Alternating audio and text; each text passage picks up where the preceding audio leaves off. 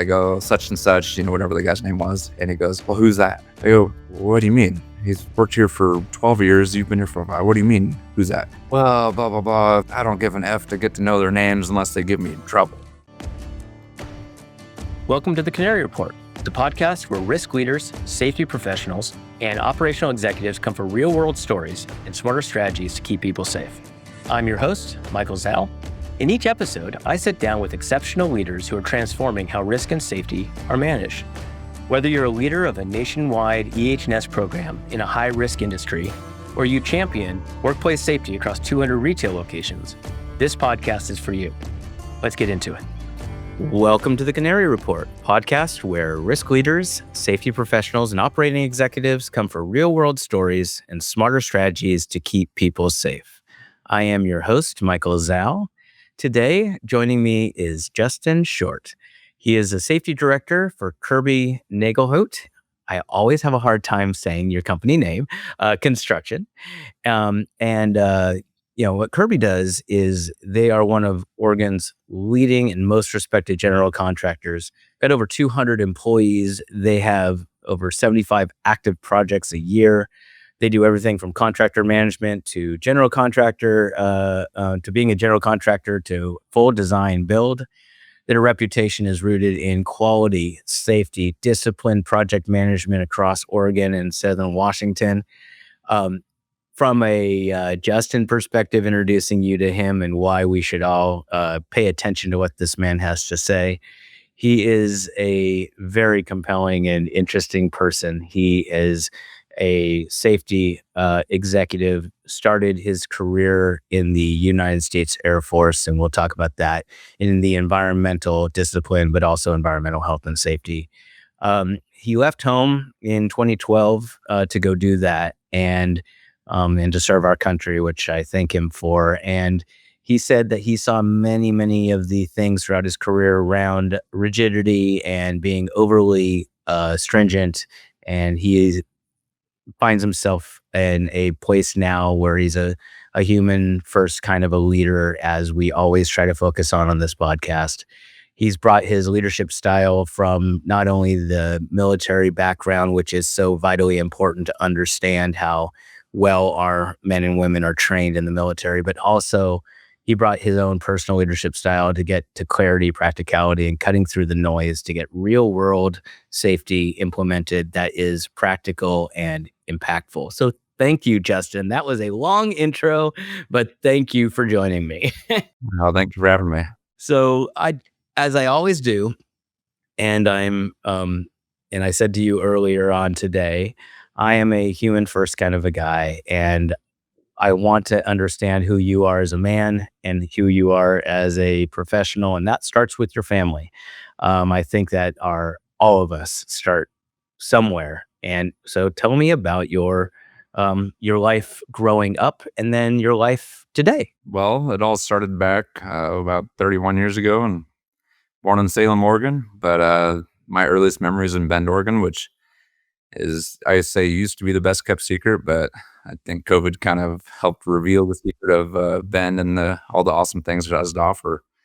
But yeah, growing up, I didn't really, like we were just talking about, I didn't really know what I wanted to do. I just had kind of a general direction of I wanted to do something cool, something rewarding. And I remember watching the movie The Guardian, and I think like most people watching that movie, watching Ashton Kutcher act being a rescue swimmer in the Coast Guard was infatuating. And so my earliest kind of true career drive was pursuing rescue swimming.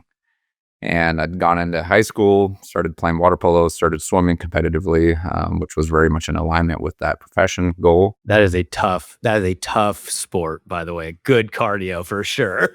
It's just so different. And, leaving high school, I didn't play water polo up until earlier this year. And I get done with the first practice, absolutely just whooped.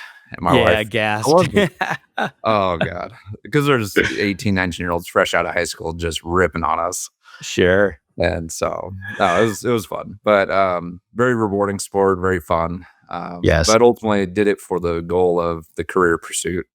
Mm-hmm. And I go and talk to the Coast Guard recruiter, and they say, oh, it's about a 2-year wait until you can essentially get into the school for that. So it's like, yeah, I don't Okay. know. What would I do in the meantime? I clean Sure. ships and this and that. And so I just kind of lost the interest. But in talking to some of the Right. other branches, I come across the Air Force and I stumbled across the recruiter as, they tell you, well, what did you talk to the other branch about? And you tell them, well, have you heard of pararescue? No, what is it? So they play this video and it was all the cool stuff, jumping out of planes and scuba diving. And, any 18-year-old boy, I was, or 17, whatever at the time, I was pretty dang infatuated with it. So that's what I went in the military for was pararescue jump. And I failed one of my evals by one push up and they give you, your preferences list, which I think is actually just a make you feel like you have some power in this situation because really they're going to put you where they need you. And so they put me in this bioenvironmental engineering career field, and what the heck is that? And so I Google it, and I kind of rewind a little bit. I grew up in the trades, in the field, labor, Right. carpenter, roofing, and such. So Is that fast what your forward, I is feel that like what I've your folks did? Your family did that kind of thing, or a little bit, partially, we were relatively poor growing up, sure? and Yeah. so naturally you kind of learn to DIY a lot of things, and you learn Uh through huh. that. But actually gone on and worked for some different contractors in a roofing discipline, and I Okay. loved it. It was super rewarding work. Um, but fast forward, I ended up failing out of spec ops school in the Air Force, and so they Okay. put me in bioenvironmental engineering. Which again, I look it up and I go, "What the heck is this?" Sure. Again, watch the recruiting video, and it's this person in what I come to learn is a level A hazmat suit doing this and Right. that, and like, huh, it's like safety, industrial hygiene, environmental health, like Right. wow, safety, ugh. Because Yeah. again, I in the trades, mostly residential, it was Sure. safety. What the heck? Oh, that's the man. I don't want to be the man. I want to be the the doer, right? So yeah, I Yeah. understand that. So ironically, the person that I probably at that time in the field would have most despised is the person I became. And it's been really interesting to reflect on my own life experiences in the field. And I really do think my time in the field has made me an even better safety professional. So I've been able to take the language and the how to interact with the people aspect. Because blue collar, the roughest and toughest, yet the most emotional and most, they want to be cared about too in a not weird way. But No, no, of course, absolutely. So you went into environmental and you went through that process. You were 7 years. That's a long time in the Air Force, and it's an honor to for me to speak with people who are able to serve. I was saying it earlier, and I say let's wait for the podcast to say this, but being a guy who was born with one hand, I mean, I was born with with my disability, and took the lumps and all the stuff that it takes to grow up different. And we're all different in some capacity, but my mom was thrilled because I could never be drafted or served. I was not. She was of the Vietnam generation, and so draft was a very scary thing in her life, and so she was happy her son would never be drafted. But always thought that it would be a privilege to be able to serve, and I'm not. That's one of the things in the military. If you have a disability, if you're physically unable to serve, and I understand it. I'm not being critical, but I think that people who have done 7 years as you have and gone through and learned the discipline and started your career under that, I would have it would have served me well, as it served you well, going through that. So, fast forwarding when you got out, what happened next? Like, what was your journey like, both personally and professionally? yeah, I swore up and down to my wife, and she still laughs and reminds me of this from time to time. Is I swore up and down I'd never go into safety again. I was burned out on the profession, and not because of the profession, but because of some of the people. And it was my direct leadership chain, and unfortunately, I allowed them in my responses and interactions with them. I allowed that to navigate my career choice. Obviously, I'm in safety now, so it's not like I stuck Right. to my commitment It's to like, never get back. yeah, sure. I just had to get over my own, disgruntled or discrepancies with those Right. people and Right. kind of grow up more or less, but ultimately kind of in a roundabout way, get away from the profession to get back to the profession. I think Exactly. it really gave me a healthy appreciation to kind of step away from the safety profession for a little bit. And I And what say a did you little do? bit, it was collective time, maybe a 6 months to a year away from, but it was a healthy break. What did you do? What were you doing for that duration? Well, I got out and I went back to the trades. I miss being Yep. in the field. I miss, Yeah. the reward behind building and creating Yeah. something is super rewarding to me. And I know a lot of my coworkers, same. Yeah. It's super rewarding to be able to have a vision or have a piece of paper and then create what's on that paper into fruition. It was fun.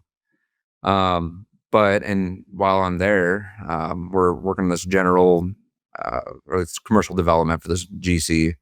We're building maybe now a 7-Eleven, a Taco Bell, and in that development, there's also a Chase Bank and a 24-hour fitness. And a guy at one of the other at the Chase Bank had fallen off the roof. Cal OSHA, that's California, comes out, investigates, and I catch wind. I tell my boss, "Hey, we got to do a lot of things because we don't want to get any citations. I have a lot of knowledge in this stuff. We got to really kind of play catch up, and we're likely to come interview us because we're all in that same development." And and they did, and fortunately, we were able to get away citation free. But I just that was kind of it was kind of a crash course safety program stand up because we didn't have anything.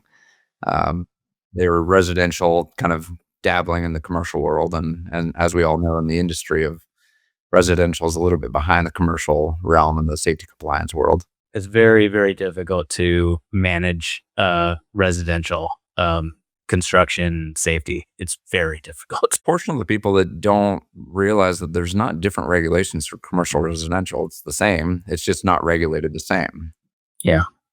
through enforcement and otherwise. But which is one of the challenges of course, we have here at Kirby with our K Envisions, our custom home builder side of the company, which are phenomenal homes. I mean, it's something that architecturally is like, wow, this is crazy. I'm excited. I'm excited to hear about more about that because my son's actually studying architecture at ASU, and I won't go down the proud dad path, but I got to tell you the things that he's designing in CAD, then printing on his 3D printer, and then presenting is incredible. And I keep saying, wow, he's a builder like you and me. Like you and I have talked about this. We're gearheads and we love vehicles and stuff like that and like to build things and see how I watch him build these models of this stuff.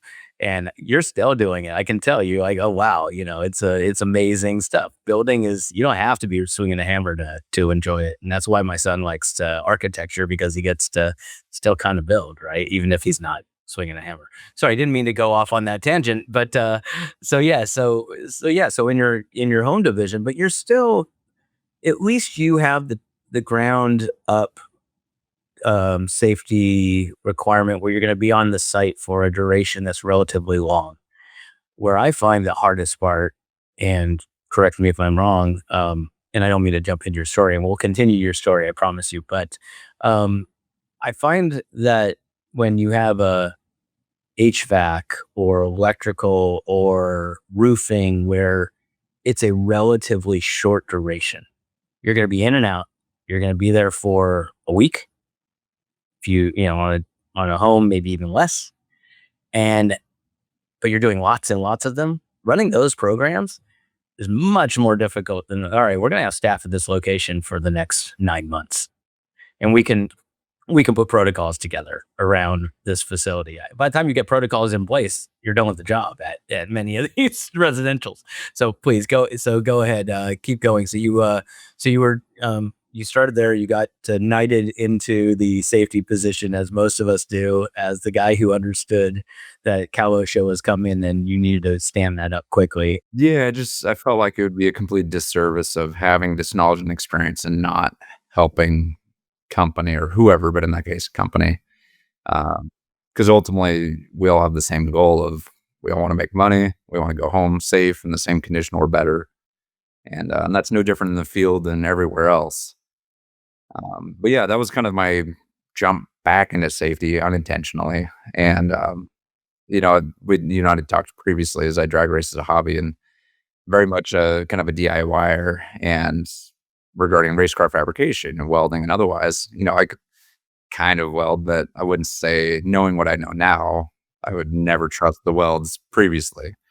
So actually, in my trying to figure out what I wanted to be when I grew up, because I still didn't know if I wanted to be in safety or not. I'd use part of my GI Bill because, again, you get out of the military and you're like, oh, Yeah. what do I want to do? Well, most people GI Bill, and so I went for a construction management degree, and I'm taking these classes, and I have to take this. It's like history of rock and roll class for a construction management degree. I talked to the department You're and like, like, why? Okay. well, I'm 24, 25, and the 18-year-olds in the class, I'm the oldest guy, which was odd. But the I remember talking to the department head about that. I said, "Hey, Joe, with all due respect, it seems a little bogus that we have to take this unrelated class for this degree. I feel like I'm wasting my benefits." And he goes, "Well, we want our students to be well rounded," and super Sure. nice guy, but I Sure. just like, so I kind of put a pause on that. Mhm. And then again, back to the kind of the race car hobby is I was like, well, what other things can I do? And so I started looking around and I found this place called the Fab School. Okay. And Yeah. it's kind of a fundamentals of fabrication. You learn how to weld and tube bend and notch and all sorts of metal fabrication. Right. And 6-month course, they accept GI Bill. So, awesome. So I go down to Rancho Cucamonga down Yep. just Southern California for Yep. 6 months, and God bless my wife, man. She held on while I was So every week, to and from, and with our newborn so baby. at what point did yeah, you had a newborn baby. What point did you get married in this story? So, I mean, you're only 25, you have a newborn baby. So did you get married while you were still serving? I got married while I was still in. I got married in 2018, September 2nd, 2018, and I got out October 16th of 2019, 15th technically. So I got married about a year and a half, or just about a year, prior to getting out. Did you know each other long? Had you been like from hometown together or anything like that? Or No, she actually was, since we moved back to Oregon, I say I imported her from California, but, okay. no, she was Sacramento born and raised, and she was actually Okay. going to school in, San Luis Obispo, California, which is a super awesome area if you ever have the It's a chance. great oh yeah, I've been there many Um, times. I'm from Southern super, Cal. super awesome area. Right. She went to Cal Poly, and my very first supervisor in the military, believe it or not, named John Smith. Awesome, awesome dude. I still talk to him to Yep. this day, and really, Yep. really good friend. Um, he, I was single at the time, and he was dating this gal, and she was pretty, and I knew she had some friends, and so, hey, John, Yep. put in the good word, Yeah. and so I go on this blind date with one of the sister's friends, and I was younger than her, and I think maybe that was just the deal breaker or whatever. Sure. So strike out, and then I'm too dumb to stop. So a couple of weeks, month later, hey, John, your girlfriend has sisters, right? And they're all pretty and Yeah. good looking, Yeah. and she one Yeah. of them single. And, so end up introducing us, and that's my wife. Oh my gosh, that's an awesome story. I love that story. That's fantastic. So, and by the way, going to Cal Poly San Luis Obispo, so you definitely on the brains department married up because that is not an easy school to get into, and it is Well, a. my brains are like my hairline, questionable. But no, I don't know. I don't know yeah, about that. she's the best version of me times 100. I mean, I really That's feel fortunate that she, puts up with me. That's awesome, man. That's awesome. And, so let's continue on the story too. So you did the fabrication for a bit and, or went to the school for fabrication, which by the Mhm. way, I won't go down this tangent. I've already gone down too many on this call, but, one of the things I want to do in retirement because nothing says a secure, safe environment like a one-handed welder. But I actually do want to learn how to fabricate and weld because, as I mentioned, I'm learning how to fabricate and build on the truck that I'm just tinkering around with, having fun. But I want to learn to do that. It's actually one of my retirement goals is to go to one of those schools and learn how to do because I'm kind of similar to you. I like to make things. So so going back, so after you got out of that program, then what? I get out, and I go and work for a like, kind of a race car performance shop, right? So they do fabrication and wiring. And I worked there for 6 weeks, and it was fun. I really enjoyed it. I just don't know that I was getting out of it what I had hoped. And I think a little bit on their side too. I don't know that they were getting out of me what they'd hoped. I think they were wanting somebody that had more experience. I was very transparent what experience I did have. I just graduated this fab school program. I just learned how to weld. I don't think really it was really meant to be a long term thing, and I wish all the best for them. They're super awesome shop. But so I kind of back to the drawing board. It wasn't. I enjoy the profession. I enjoy the work itself, but I didn't know that I wanted to do that for my full time profession. Very much a handy skill to have. Good to know how to weld and otherwise, but not really something the fulfillment I think was a fraction of what I was hoping ultimately. And so kind of back to the drawing boards. And I still to this at that time, nope, not going back to safety. And I think just some time of getting out of my own way and realizing that maybe it's not the profession, maybe it was the people. And that's what I kind of drawn it up to be. And so I started applying for jobs, safety jobs, and I apply. There was not a lot of hiring going on at that time, but I ended up getting a couple of interviews. I flew out to Colorado for this one and flew out or drove up to West Sacramento for this other one. And, I remember my biggest hesitation with getting back into safety is not wanting to have the same type of organization or leadership or lack of that I had in the military my last 3-4 years, as I did with my direct supervisor and otherwise. And I just really had reservations about that. But I said, I can make way more money because that's what my experience is in. And, at that time I had 8 years of, collective safety, professional safety experience. And so I said, okay, I'll give it a go. So I remember I interviewed with this company, and like I said, I had an offer from another company. I was interviewing with this company, obviously anticipating getting an offer. And I remember I shook this hand of who would turn in to become my supervisor. There's a way to shake a hand respectfully with slight firm, but not overkill. Yep. You go Yep. really overkill. You're not trying to prove that you're stronger than the person that you're, No, you know, and you're then not there's a way of, intimidating. Yeah. and then there's you're Intimidation. just being a prick. Yep. It Yep. was that, and I don't Uh-huh. know. I reflect on it of I wish I would have listened to my gut. I ended up going with that company because it was Sure. less travel commitment. My daughter at that time was a year and a half. Right. So, and I'd traveled, Sunday nights to Thursday evenings down to Rancho Cucamonga, 6-7 Right. hour drive south for 6 months. And so I was trying to, eliminate travel away from my family. Right. And so, anyways, I went with the company against my better judgment, not because of the company, but because of the initial handshake, which Yes. really threw me off, right? Yep. So I go and work for this company, and I learned very quickly. I really liked the company. I admired the company. Right. But I learned very quickly that my supervisor was exactly what I didn't want. He was Yes. exactly that toxic person, the Yes. bad person for safety industry, right? I would Right. ask him. I'm big on people, always have been. Sure. Yeah. Partially because I grew up in the trades, but I've tried to carry that with me throughout. Of I course. remember Yeah. asking him, I go, hey, I noticed we have formaldehyde. Do we have any sort of sampling results? What's I don't know, figure it out. Well, you've been here for 5 years. What do you mean you don't know? Right. Where's the last 5 years of data? I don't know. Look it up. And I was like, Yeah. okay. And that was the early on. Thanks for the help, bud. I'm Yeah. not, we're a That was team here. some of the early on stuff, right? And I was like, huh. Right. Yeah. Yeah. It was like the really smooth talker, but poor Yeah. delivery, or just not a good Yeah. person. Yeah. It was that, and I was just like, huh, okay. Anyways, Yeah. I'm not whatever. Yeah. I've been I here get it. for, you know, so we're touring job sites my first couple weeks, and he's just saying some super foul stuff, very Right. very Yeah. personal foul stuff, and Yeah. I won't repeat Yeah. it, but Yeah. just Yeah. Yeah. like, what's wrong Just with you? not the character, that you want to be surrounded No, by, which and character means then a lot in this world. absolutely. And yeah. So, Again, I'm big on people, and I'd talk to whoever, and I try genuinely. It's hard to remember names immediately, but over time, of course, it comes with time. But try to remember something about that person. How did we connect? What's their hobby? What's their family dynamic? How can you remember them?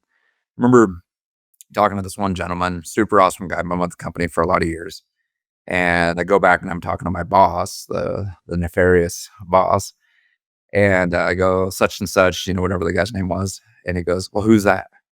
I go, what do you mean? He's worked here for, 12 years. You've been here for 5. What do you mean? Who's that? Well, blah, blah, blah. If I don't give an F to get to know their names unless they give me troubles. I go, I disagree.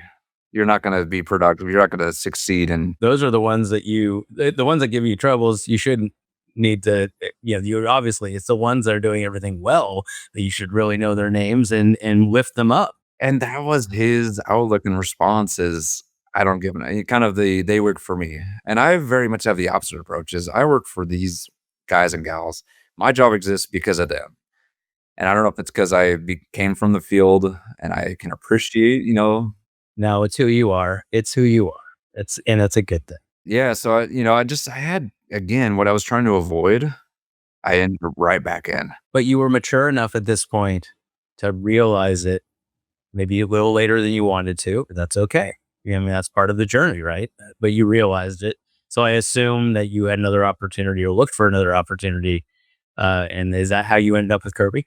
Almost. So the company I worked at, they had a couple of sister companies that supported one another in different capacities. And I had the safety manager of one of the other companies. We're at this conference for, or if it was Samsara or some or otherwise, but we're at this conference and he comes up to me because again, I invest in the people and, we work together closely in capacity. And so I try to get to know him. It just in raw conversation, just venting some of the things like, dude, oh my God, can you believe this guy said this? And, just more as friends, off the record type. And so we're at this conference and he comes up to me and I'm just having breakfast by myself. And he goes, hey, I think I'm reading between the lines. I think you're looking for an out. I'm like, yeah, no, I'm looking elsewhere. I'm kind of to my point where it's not worth the day-to-day nonsense. It's an old saying, and it sounds cliche, but they don't leave companies; they leave their bosses. They leave bad cultures. They don't leave companies; they leave culture and bosses. That's the thing, right? So you were looking to leave your boss, not necessarily the company. Yeah, and I actually remember telling Alex was the guy's name that the good one, right, of the sister company. Really awesome guy. I really like Alex. I remember telling him like, nah, I'm just looking to get out of the organization, right? I want to get away from this guy, but it's a lot of travel. And he's okay, okay. 6 months go by, I'm still there, right? So again, he calls me, Justin, you're still here. You should really come work for me. I'm like, all right, let's grab breakfast. Let's talk about it. Now, where was he based in comparison to you? So you were commuting the 6 hours, or weren't you? Or were you still? Were you in the same role, or was this the last company? I'm sorry, I didn't track on that. So I had about an hour and 45-minute commute each way to West Sacramento from where I lived. And my new commute with the sister company was 25 minutes. that's compelling, even in its own right. Even if it was for the same guy, it would be compelling just to have more time. Accepted as an initial invitation over 6 months early. I really do because it was awesome. And I really enjoyed where I worked at that time, right? Transitioning, it was a breath of fresh air. It was what I felt like it should have been at the previous company. But so I'm really enjoying it, right? So back to the drag racing thing. So sleepless nights, can't sleep. What do you do? Well, I'm scrolling Facebook. Okay, that's a waste of time. Well, I look up racing stuff. They got the classifieds pages. I'm looking, just browsing whatever. Well, I Sure, just bought a motorhome. get yourself in trouble. Yeah, I just bought a motorhome and Yep. for racing, and so Yep. usually I look at motorhomes or race trailers. Yeah. Every once in a while, I look at safety jobs in Bend, just cause, Yeah. right? And they also push And you. They push you stuff, so you see them pop yeah, up on these periodically, pages. On once these a quarter pages. maybe, Yeah. and nothing really piqued my interest, right? And well, this one sleepless night in January of, I think it was 2024. Yeah, 2024. Yeah. Um, I remember I saw this ad come up or this posting for this company that I knew fairly well. Sure. And in Bend, safety manager role. I'm like, And I don't remember which platform it was, LinkedIn or something, but resume is already Yeah. uploaded, just kind of a blind 5-minute easy apply. Sure. Boom, apply, kind of forget about it. 2 Yeah. weeks later, getting this call from Bend, Oregon. Huh, who's that? Yeah. Answer, hey, this is so and so HR, blah blah blah. I want to talk about your And application. by the way, you answered it. Normally, people in today's world don't, and so it's impressive that you even answered the line. So good for you. Well, You know, you can you don't tell if recognize it's that. You don't recognize the number, and you're like, oh, send them to voicemail. But you actually answered it, which is never know awesome. who's on That's the other end. Never know if it's exactly. a friend with a new phone number or I otherwise. love. And it's important to be Yeah, responsive, I in my love that. opinion. But I love that. so I answer it, and sure enough, it's so and so at HR at said company, and Yep. I it's like, oh crap, okay.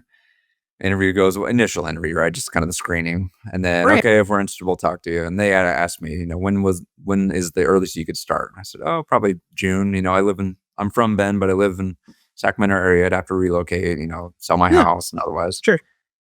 didn't think much of it. Truthfully, didn't even think it was gonna go further than that.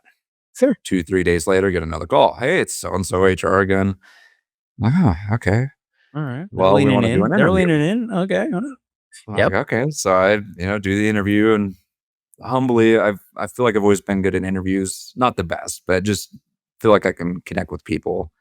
That is obvious, and that's why you do well with.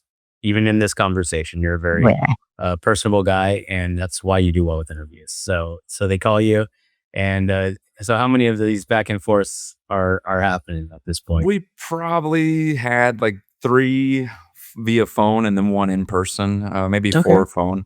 After Okay. about the second one, I'm like, "Crap, I should probably tell my wife, right?" Yeah. Exactly. Yeah. Yeah. Like, It we've shouldn't. talked on and off about moving to Bend. She's been plenty of times, but, Right. we had 2 kids at that time And she's and, from Sacramento, you mentioned, right? So yeah. she's actually from where kind of the general area, not necessarily, I'm making an assumption she was from kind of where you were living, around about, Yeah, in the kind of general. rough radius, Yeah. So Sacramento's so obviously she'd be huge. leaving her family a little bit to do that. Yeah, So yeah. Yeah.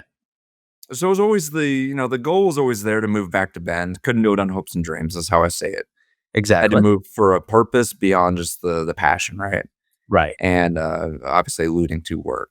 Yes. And Bend obviously is, as I'd mentioned earlier, is, no longer the best kept secret. It's very much discovered, and prices have gone up, right? Yes, of Super course. awesome Yep. area. If you ever visit, please let me know because it's awesome. I But, will for sure. anyways, so I tell my wife, she's like, "Okay." She's a little apprehensive, of course, and a lot of Mhm. emotions tied up with, my wife's friends are super involved in my kids' lives, and I really, really appreciate that.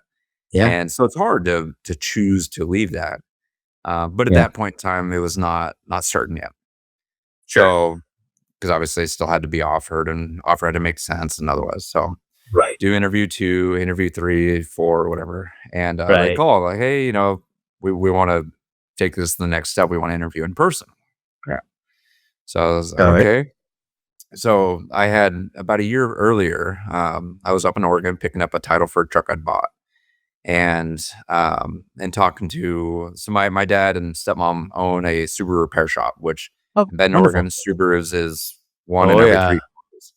Yeah. So very, very successful, continual business. Awesome. Anyways, I'm picking up this title, and I'm talking to the manager of the shop, Marshall. Hey, Marshall, how are you doing? And he goes, hey, do you do safety? I go, yeah. And because I always joke, but with intention of, you ever hear of a safety job? I'm always looking to move back. And he goes, oh, dang, I wish I would have known because my girlfriend, the company she works for, this Kirby Nagelhout company, they they just hired the safety guy, good pay, relocation, blah, blah, blah. I'm like, "Ah, crap, like, why didn't he tell me?" So fast forward a year, I get this chance to come and interview in person. And so about a week or two prior, I reached out to Marshall. Hey, any chance that company, is still looking for somebody, or that person still works there? And he's playing just messenger between his girlfriend and me. And she's, kind of not really in the hiring department of that role. But do some reaching out, and he tells me, yeah, send your resume. They actually they have a opening in that role. Crap. Okay. So blind resume. I don't know. Didn't see any job posting, anything like that. So it gets submitted to this gal, really awesome gal here, and Megan Johnson. And she emails me back a week or two later. Hey, thank you for about a week prior to me coming for the interview with the other company. We received your resume, although impressive, and thank you for your service. This time, we're not going to move forward because blah, blah, blah, blah, blah. Uh, one of the things that they called out is they wanted somebody with 10 years of construction industry experience. The way my resume was written for the previous company was my Air Force, 7 years, bioenvironmental engineering. I had it written for more of the industrial hygiene stuff, which my time in the Air Force was comprised of safety, industrial hygiene, and otherwise. And so, anyways, I'm thinking about it, and again, I'm just too stupid to quit. And I'm thinking about it. I'm telling my wife, I think I'm gonna try and fight my case on this one because I just finished my bachelor's. I just got my bachelor's in occupational safety, and I was waiting to pursue my CSP because I just crammed in as many classes as I could to expedite my bachelor's, and I just wanted some time, just a little bit of a break. So I type up this, professionally written, but this rebuttal essentially. Thank you for the consideration, but I asked for reconsideration. Here's why, and I kind of fight my case. You're like, what? Like, how could it hurt? Hey, how could it hurt if you already have a no?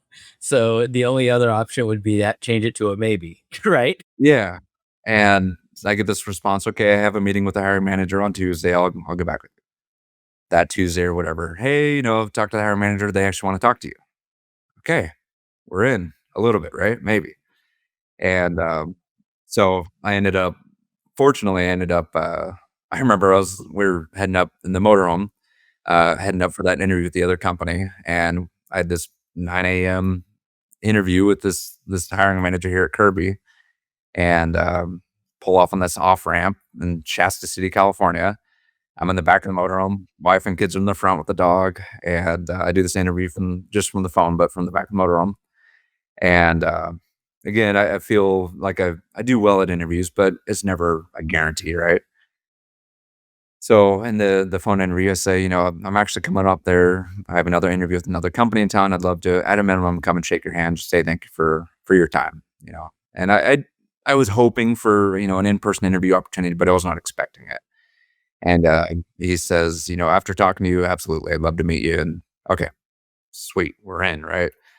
So I go have both interviews back to back. I have 4 hours at this other company, and it was 4 hours a long time, but first hour and a half you're in the conference room and you tour the facility, and then you go up to the other facility, and it's a manufacturing operation, and really, really cool company. Like I said, really admire the company.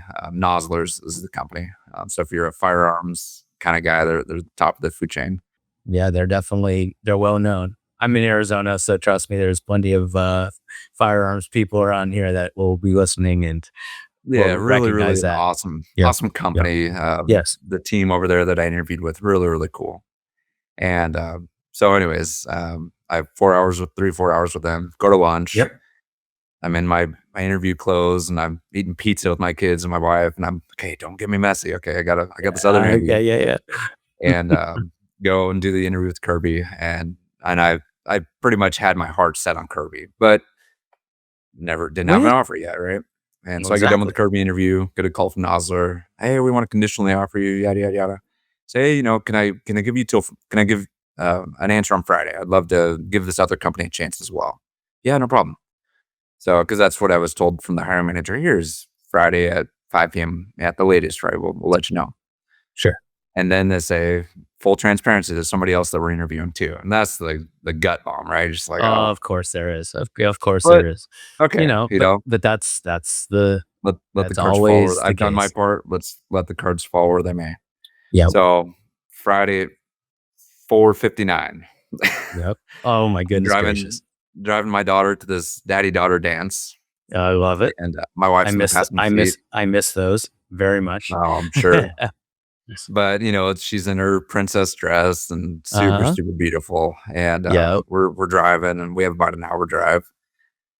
4:59 PM on this Friday, right? And I'm just sweating. I'm like, "Come on." I'm like, "It's gotta be there." And I'm trying to be present and focus on the daddy-daughter thing, Right. but Sure. still simultaneously thinking of and, Yeah, this is your career. This is an important moment. So it's well, kind of it's difficult. Yeah. this is potentially the difference in moving to Bend or not, right? Relocating. So there's a lot riding on this. Absolutely. And, Sure. so I get this call, 4:59 at the 11th hour. On a "Hey, Friday. Justin, are you nervous?" Yeah. And I go, "Yeah, yeah, a little bit." And then how would you like to come work for Kirby? And I'm like, absolutely, without hesitation. And Awesome. so I ended up, I had an April 1st start date. April, no joke, April Fools. Yeah, April Fool's Day. Uh, April 1st start date. And this was Yep. February sometime of 24. And just give Okay. some time, to give some Right. notice and, Yeah. get lined up to move up The right and way to do it. otherwise. And, Awesome. you know, come in, excited to be here. And the excitement's only grown. I've loved every minute Love of it. being a Caribbean. And as I've told you previously, is Yeah. I absolutely want to retire this company. I mean, it's really, really a premier I am company and premier I'm experience. so I admire that statement so much. You've said it to me probably 3 times over the last couple of phone calls, and saying that you love a place so much that you wanna retire there, particularly as a young man as you are. I mean, you have a young family, you have a beautiful wife and kids and life, and you don't find that anymore. And I can't tell you how impressive that is, and to your company. You're impressive as an individual, but your company obviously has a culture that is very special, because you don't hear people say that anymore, and that's a real, particularly in the safety world. So getting onto and we always have to come back to the world of safety and what we both do for a living, and it's still somewhat of a safety podcast, although it's a human story podcast. So tell us about Kirby, what you guys are doing. I know you've got 200 employees, you've got 75 active jobs going in any various. Where are the kinds of things you deal with from just operational challenges and how to keep people safe? How you deal with all the moving parts within the environment at Kirby. Yeah, I think the best way I could answer this is it kind of started back, learning how to adapt and be resilient in the safety profession. Started back my time in the military, and I kind of lightly alluded to, I was pretty much thrown to the wolves, right? So I was stationed in California for most of my time. So as we all know, California is one of the most stringent states. As you know, FedOSHA states could be more, but not less stringent than. Of course, California takes everything to the extreme, for better and for worse. But so I'm in the military. I'm a federal entity, but we're in a state that has above Fed, and so we have Cal OSHA, Cal EPA, we have Fed OSHA, Fed EPA, and then we have our Air Force standards, and then military and otherwise. So I had this day one. You do your 3 month tech school training where you learn the career field on a 36,000 foot view.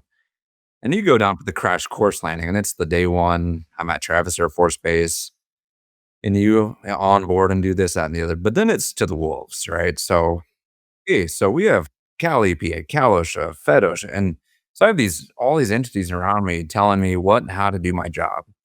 And of course, Air Force bases, military bases especially, but I can speak to Air Force Base being that that's what I was stationed at, was you have at least Travis Air Force Base, you have every industry, entity, or otherwise there, with the exception of maybe aircraft manufacturing, right? But you have hospital, you have recreational, you have auto repair shops, you have construction entities, you have, as it relates It's to OSHA, it's you've got a it's your a general city. industry. It's its own city. I mean, it really Absolutely. is. These bases are cities. Like all of the So infrastructure, you're having everything's to there. Yeah. really become well versed in both the construction and general industry regulations as it relates to OSHA, Fed, Right. state, and otherwise. Yep. And then the Air Force standards and how they correlate and integrate in. And so you're just kind of from day one, you're full throttle, right? Sure. Yeah, And absolutely. so tying that into my time here at Kirby is us as a general contractor, we do all kinds of work, really, really cool projects. We do schools, we do hospitality, we do community spaces. One of my favorite and kind of most sentimental projects that we have actively going on right now is my high school, Bend High School. It's our biggest project too, $190 million project, spans of about Yep. 4 years, Yep. currently occupied, right? And so there's challenges all over the place, and it's a super, super cool project and the Yeah. architecture. And I sure wish that I had that as my school to go to. So I'm really, really proud and Right. excited to be a part of that. And from a safety compliance standpoint, and not to spend, you know, the whole It's okay. podcast on the Bend High School project, but No, it's okay. premier job. That project team are doing an Yep. amazing job. So I'm really, Awesome. really proud to work with them and in that capacity. Awesome. But we have so many, like we said, like you mentioned, about 75 projects a year. Right. varying from 50,000 to 190 million, right? Sure. And so with that comes all kinds of challenges. Is it a Right. concrete tilt up? Is it a pre-engineered metal building? Is it a mass timber? Is it a whatever type of construction process? And so you have all Right. these different hazards and rules and regulations as it relates. Hmm. And we've got at any given time 45 to 65, 70 running, across the state of Oregon and in southern Washington. So Right. now you add in the challenge of multi-state. So Washington. Well, Yes. Washington, L&I is a little bit more strict than Oregon, not as strict as Yes. California, but still But more. yeah, they So have their now own. you got to get state specific stuff. And so Yeah. it kind of reminds me a lot of my time in the military where it's everything all at once in different Right. capacities. And the evolution of construction is always changing. Yes. You do this site Absolutely. inspection walk and you see this and you call it out, right? Because why would you not call out something?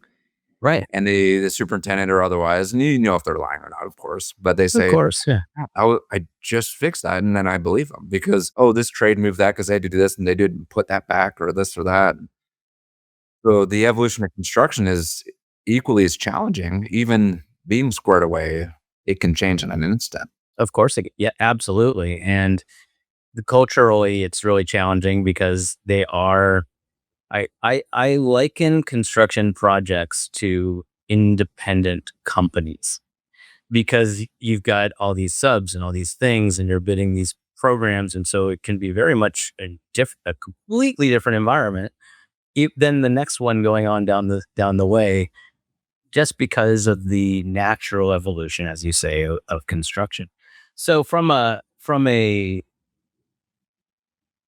risk and things that are challenging on your side. Now, first of all, what does your team look like? Dedicated from a safety team perspective, how many people do you have like on your safety team that are just purely dedicated, not multiple hat roles?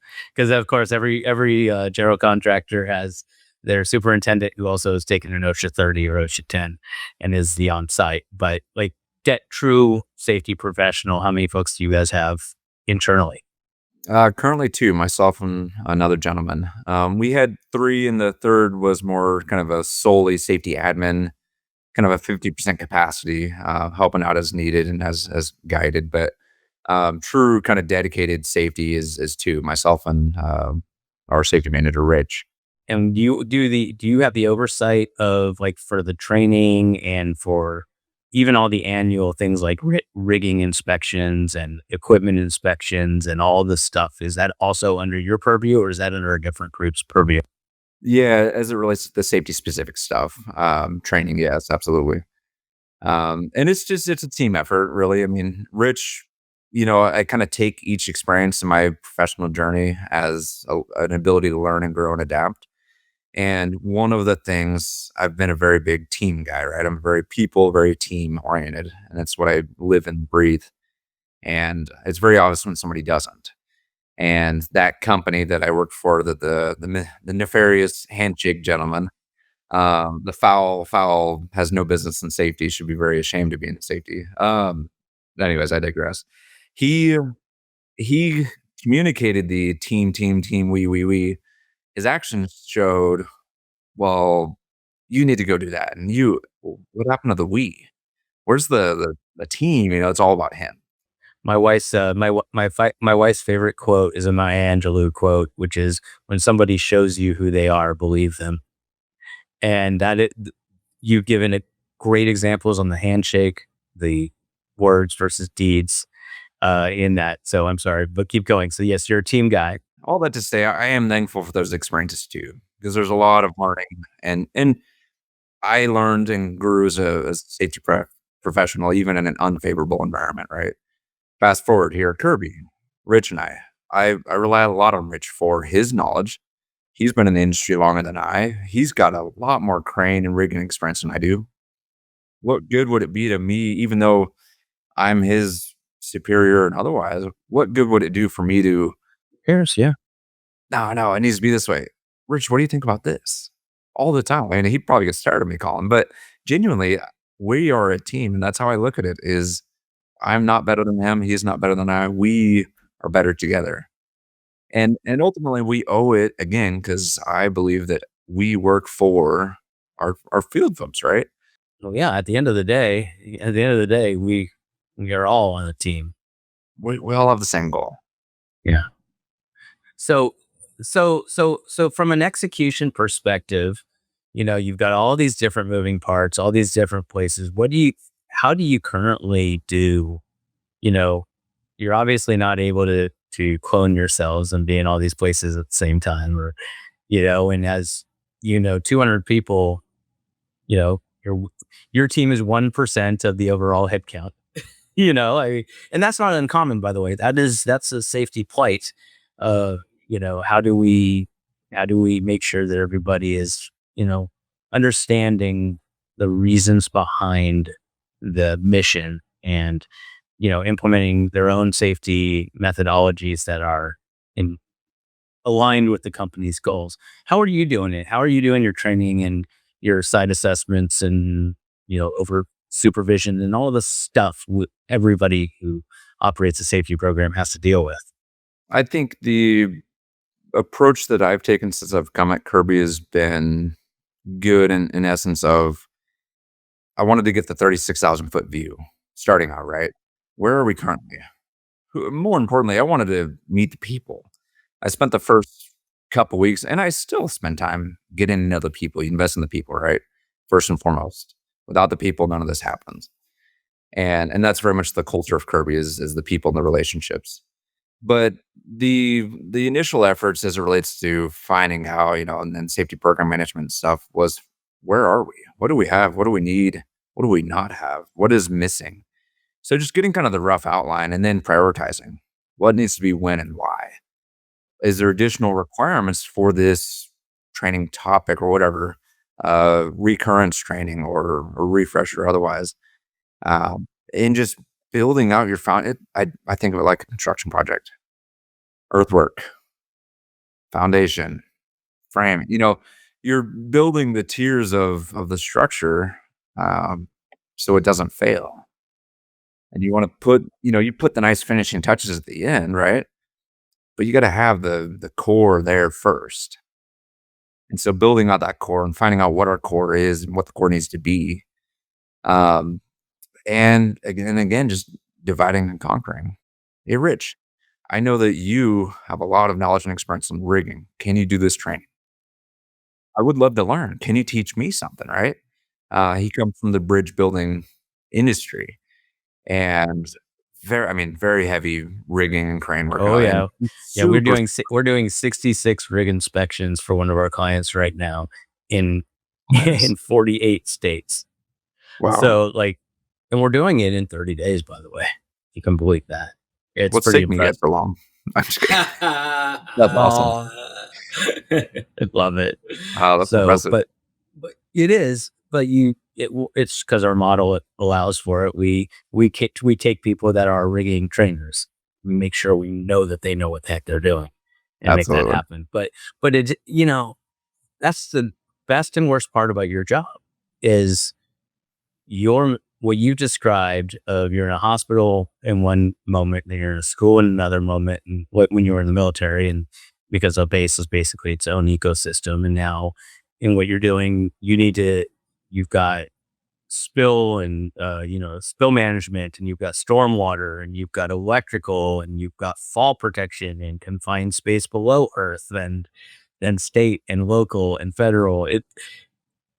It takes a village, no matter who you are in safety. Like, I actually had a client, I won't say their name because one, they didn't buy, which was interesting. They're not actually a client, but he's a good friend.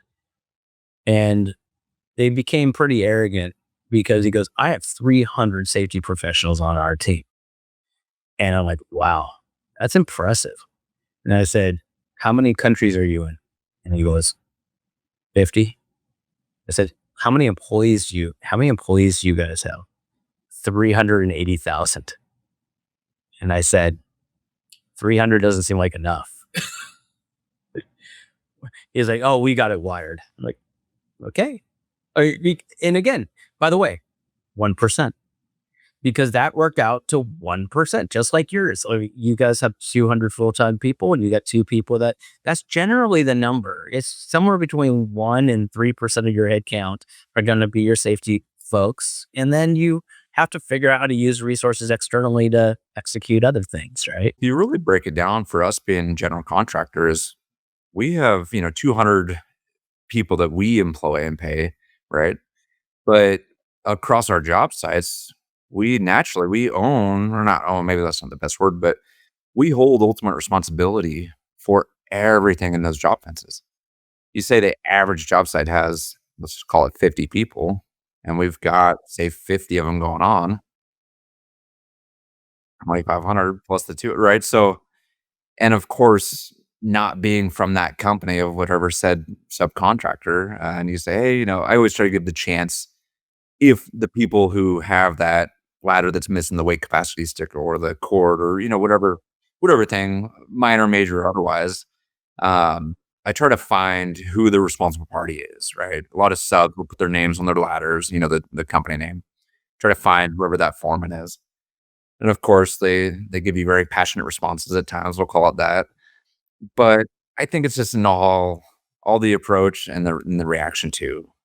I trust people have bad days. I had this gentleman Yeah. recently standing on top, very, very top of a ladder and pulling into this parking lot, finishing up a Oh phone my call goodness gracious. Like literally the do not of an stand part of apron, the very, ladder. very top step. Yeah, the do not stand on part of the ladder that said they're Yeah, right the on the top two front. steps, the ones that they don't stand on. And I go, hey, excuse me, because you never want to scare them, right? Yeah. Because Oh that can yeah, make exactly. them get Yeah. hurt worse.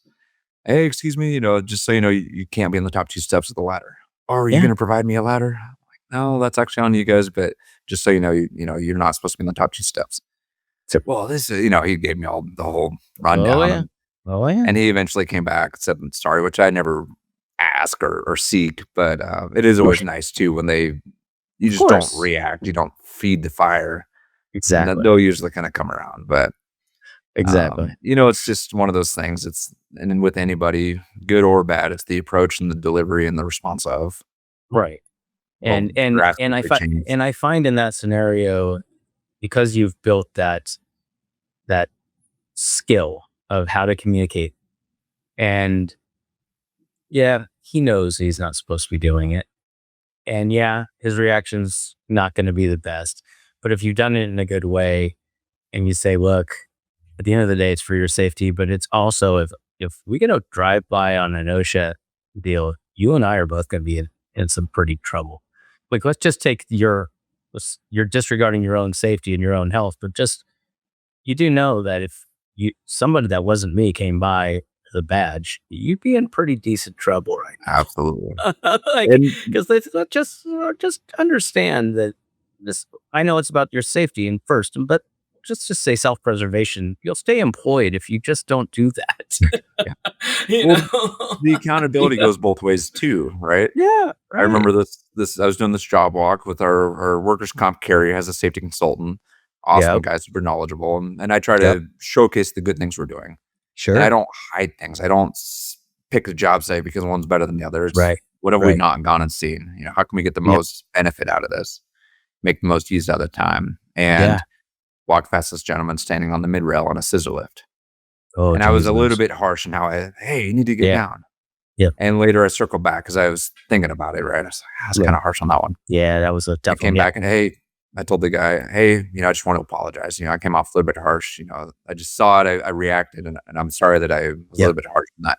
yeah, That guy became my best friend for the next however many times I saw him, and not I wasn't doing it for anybody. Nobody was looking. I did it because I knew that it was important that I am held accountable on how I conduct myself as well. well, yeah. I mean, we do that as parents. I know you're a parent of two young kids, and you see them doing something, and you raise your voice, and then you're like, "Oh, I did not handle that well." Like, we know, we as human beings know. Gosh, that was not the way that should have happened, and having the humility and being aware to stop and just say, "Hey, I really didn't mean to, make you cry." And hopefully, I'm referring to your daughter, not the guy on the steps. Um, but maybe both. But I think we all deserve that grace. We all deserve that grace because that is a human reaction. And it's unfortunate. First, it's protective, but secondly, it's also, we all have these moments that we regret. So before we close off and we are coming to the end of our time, I want to ask you about your passion around racing. And so you and I are both gearheads. I was explaining that I'm excited about what looks like a piece of junk, but is actually really exciting to me, which is a Bronco that I'm going to, a 67 Bronco I want to be restoring. And you being a guy who's always been into vehicles and drag racing, tell us about two parts of drag racing. One, tell us about your vehicle and your times, because I know you know them off the top of your head. But two, some of the things that the correlations between what you do in your free time and what you do for work on the safety side of, because you're basically pushing the absolute edge of what a car can do, and meaning you're putting yourself into a harmful environment, trying to keep it as safe as possible. So give us both, tell us about the vehicle, the speeds and the times, and then tell us some of the safety correlations. Yeah, it's a very fun hobby, very exciting, rewarding, very challenging, of course, as any, but very heavily regulated safety wise as well. And car 1966 Ford Mustang, which it's a full blown chassis build, fiberglass body, so it's not a real from factory Ford Mustang, but it's a Ford Mustang. People get all been out of shape about that. But I have a 565 big block Chevy in it, about 1100 horsepower naturally aspirated, and then about 1600 with nitrous. And it's not turbocharged. You don't have turbos on there. Nope, just set up for a little bit of nitrous and, as they say, spray and pray. Um, but ultimately, the times that I'm running should be without nitrous should be somewhere probably 760, 770s quarter mile. And then with nitrous, that should be somewhere 17, 720s. So it's 7.70. For those that are listening that aren't drag racers, that means quarter mile in 7 seconds, 7.7 seconds. Just so that is fast. I mean, for a naturally aspirated vehicle, that is really fast. Yeah, So, for sure. And it's all perspective. I've got buddies running of course, low sixes. And oh yeah. so for me, it's like, it's quick, but it's not fast. But as it relates to the everyday person, it's quick. Oh yeah. Well, Um, you take these Ferrari guys and so forth, and I've got, you oh, literally I'd would leave mop them them. up. Oh, you leave them. They would be halfway down the quarter mile when you pass the finish. I I'd mean, be happy to race them literally, for yeah. kings. I might come out on top. Yeah, yeah. But I've got the huge safety respect stuff, for that. I take it Please. extremely seriously. Partially because it's obviously what I do for a profession, but if Sure. you look at the reasoning behind the safety protocols and equipment and stuff, it's obviously there for the racer benefit.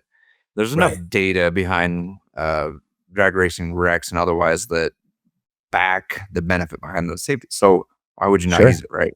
Yes. And I'm a very big proponent of, SFIs are, a sanctioning body for the chassis stuff Right. and fire equipment and stuff. And they tell you, okay, you're using this combination motor and power out or whatever.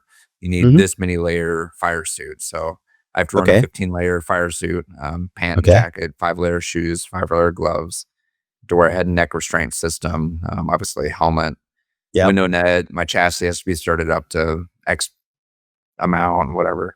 So the Hans device, basically the neck and head deal that became very famous after Earnhardt passed away from basically hitting a relatively slow speed compared to what you're dealing with. Yeah, these devices are significant.